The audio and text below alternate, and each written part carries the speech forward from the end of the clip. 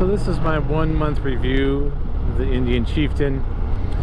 Last year I bought a new Scout ABS, so it was a nice bike and got me into riding after absence of over 25 years. I had a CB750, Honda CB750 when I was in college, and well, after college had to move and wasn't able to take the bike with me, but you know, last year I got the itch to ride again, so you know, that's when I got the Scout. So the Scout was great for getting me back into riding, and you know, very light, very nimble, but for me, for longer cruises or you know, cruising on the interstate, it you know, relaxed cruise control, and it's just not as comfortable. So early last month I went to down to my local Indian dealership, and a big shout out to Whole Shot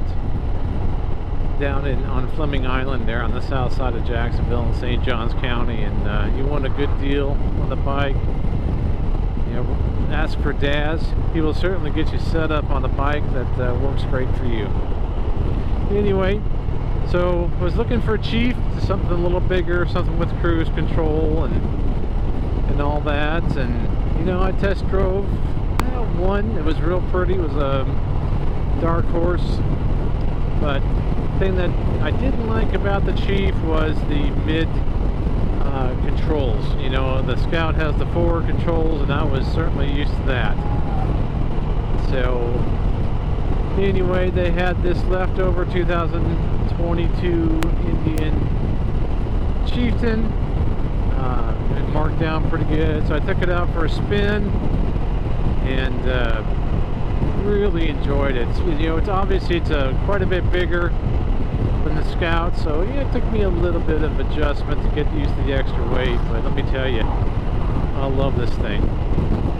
Last week I did have to take it in. It had a knock sensor, check engine lights, and kind of bogged down if you know, gave it the onions on the throttle. And after they fixed that, oh my goodness, it certainly woke up this bike, and I have no complaints whatsoever. So some of the other things I've done so far, I've put on an Ultimate Solo seat, much better than the stock seat. After 45 minutes, my tailbone and my butt were just aching on that stock seat. So this Ultimate seat is much better. You know, my muscles and my butt get a little tired, but you know, my tailbone's much better after that. So